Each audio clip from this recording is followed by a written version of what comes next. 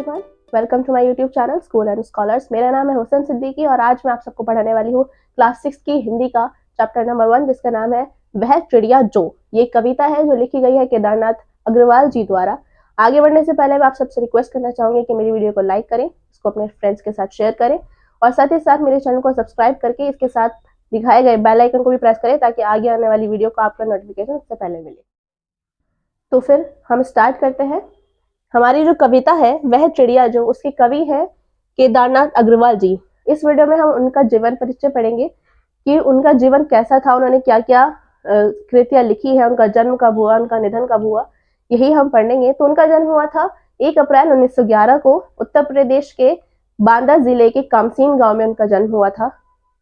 और इसी के साथ साथ उनका निधन पढ़ेंगे तो उनका निधन हुआ था 22 जून साल 2000 में।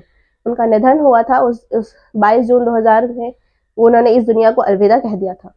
इसी के साथ साथ उनकी कुछ प्रमुख कृतियां हैं जो हमें पढ़नी है, जो बहुत ही अहम कृतियां हैं जो उन्होंने हमारे लिए लिखी हैं। उनमें कुछ अहम कृतियों में है युग की गंगा, ये उनकी बहुत ही अहम कृति है। साथ ही फूल नहीं रंग बोलते हैं, ये भी एक कविता है उन्होंने लिखी है। और सबसे अहम कविता है उनकी अपूर्वा।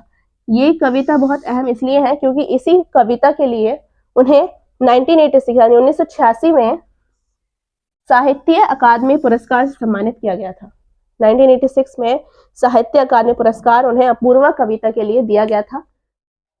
केदारनाथ जी के जीवन परिचय में कुछ आगे हमें महत्वपूर्ण बातें बताई गई हैं। जैसे कि आगे हम पढ़ते हैं कि प्रगतिशील काव्य धारा के प्रमुख कवि हैं, यानी जो केदारनाथ अग्रवाल जी हैं वो काव्य धारा कौन सी, प्रगतिशील काव्य धारा के प्रमुख कवि हैं, सबसे ज्यादा उनको माना जाता है।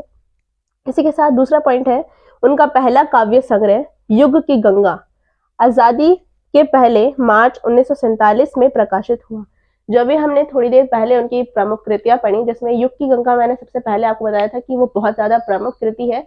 वो इसलिए क्योंकि वो उनकी सबसे पहली काव्य संग्रह था और आजादी के पहले ही मार्च 1947 में इसे प्रकाशित किया गया था।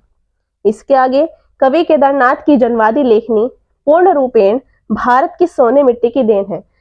मतलब कि जो केदारनाथ जी ने जितनी भी कविताएं लिखी है उनसे हमें भारत की मिट्टी की खुशबू आती है। क्यों आती है?